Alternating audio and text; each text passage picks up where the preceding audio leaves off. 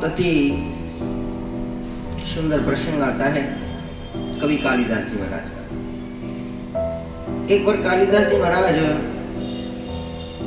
भ्रमण कर रहे थे कि रास्ते में उनको बड़ी जोरों से प्यास लगी। तो उन्होंने देखा कि एक कुएं पर एक माता जी जल भर रही हैं। तो वो कुएं के पास जाकर के माता जी से कहने लगे, हे माते, पानी पिला दो, बड़ा पुण्य होगा। तो वह स्त्री बोली, बेटा मैं तुम्हें पानी तो पिला दूं, परंतु पिलाऊं कैसे? मैं तो तुम्हें जानती भी नहीं, अपना परिचय दो तो मैं पानी पिला दूंगी।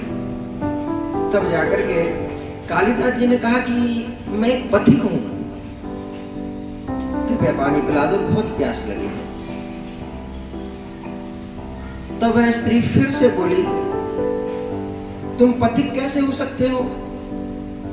पथिक तो केवल दो ही हैं, सूर्य और चंद्रमा,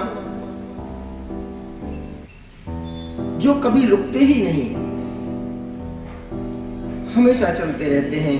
तुम इनमें से कौन हो, सत्य बताओ। अब कवि कालिदास जी महाराज मन में सोचने लगे कि मेरे को इतने जोरों से प्यास लगी है और कहाँ ये ज्ञान की बातें कर रही हैं। तब कालिदास जी ने कहा कि माँ, मैं मेहमान हूं, अब तो पानी पिला दो। तब वह स्त्री बोली कि पुत्र, तुम मेहमान कैसे हो सकते हो? संसार में दो ही मेहमान हैं, पहला धन और दूसरा यौवन। इन्हें जाने में समय नहीं लगता, सत्य बताओ तुम कौन? एक बार प्रेम से कहेंगे राधे राधे। अब तो कालिदास जी को तो बड़ी जोरों से प्यास लगी थी। अब उनको ये सब बातें कहाँ अच्छी लगती। उन्होंने फिर हाथ जोड़ करके उस स्त्री के सामने कहा कि माँ, मैं सहनशील हूं, अब तो पानी पिला दो।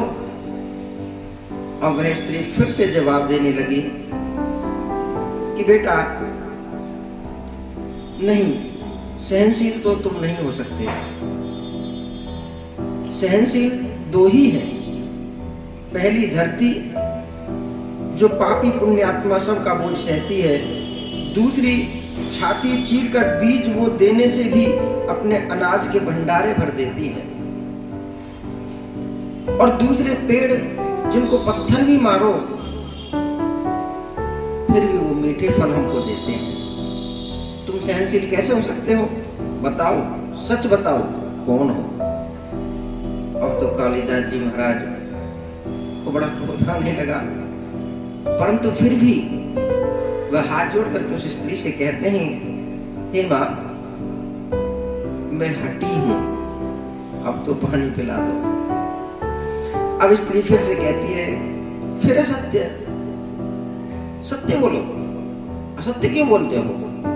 हटी तो दो ही हैं, पहला नख और दूसरा बाल यानी केस, कितना भी काटो बार बार आ जाते हैं। तुम हटी कैसे हो सकते हो? सत्य बताओ, आप हो कौन? अब तो कालिदास जी बहुत अपमानित महसूस कर रहे थे अपने आप को।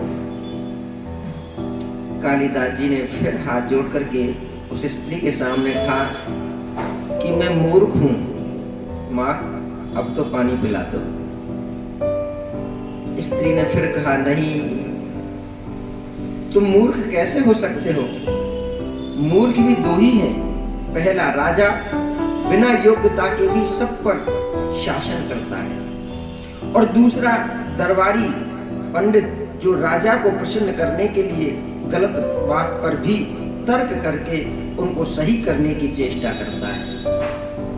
तो तुम मूर्ख कैसे हो सकते हो? अब तो कालिदास जी महाराज उस वृद्धा के चरणों में गिर पड़े, याचना करने लगे, गिड़गिड़ाने लगे वृद्धा ने कहा, उठो वत्स। आवाज सुनकर कालिदास ने ऊपर देखा तो साक्षात मां सरस्वती वहां पर खड़ी हुई। कालिदास जी ने पुनः नतमस्तक हो गए और माता से कहा, शिक्षा से ज्ञान आता है, ना कि अहंकार।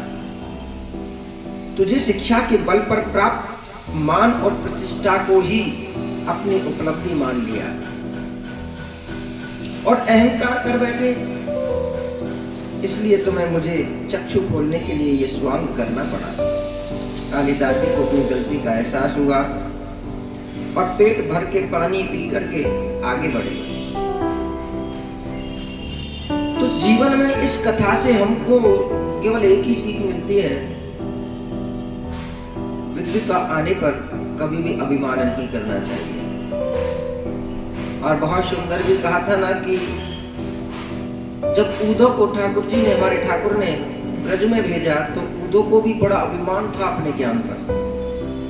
तब ठाकुर जी ने कहा कि इसका ज्ञान तो केवल मेरी गोपियां ही भंग कर सकती हैं। तो उन अनपढ़ गोपियों के सामने उनको भेजा। वो कह रहे, प्रभु अनपढ़ गोपियों को मैं चुटकी में समझा दूंगा, लेकिन वहां जाकर के ऊधो सीधो हे गयो सुन गोपिन के बैठ। तो ज्ञान आने पर कभी अभिमान ना करें।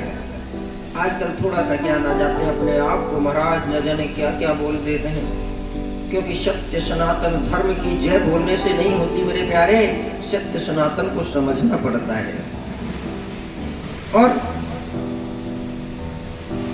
दो चीजों को व्यर्थ कभी ना जाने दें, अन्न का कण और आनंद का क्षण। इनको आप अपने जीवन में उतारोगे तो ध्यान से सुने मेरी माँ, मेरे भाई, मेरे बच्चों, हमेशा मेरे गोविंद का प्रेम प्राप्त करोगे। ज्ञानी को कभी भगवान मिलते नहीं, भगवान शरण को मिलते हैं, प्रभु भक्त को मिलते हैं। तो ज्ञान आने पर कभी अभिमान ना करें। ज्ञान तो वो समुद्र है जो, जिस प्रकार समुद्र हर नदियों को अपने अंदर समाहित कर लेते हैं, ऐसे ही ज्ञानी वही कहलाते हैं कि सबको एक साथ लेकर के चले। ये कथा बहुत बड़ी सीख है। सभी प्रेम से कहेंगे, राधे राधे।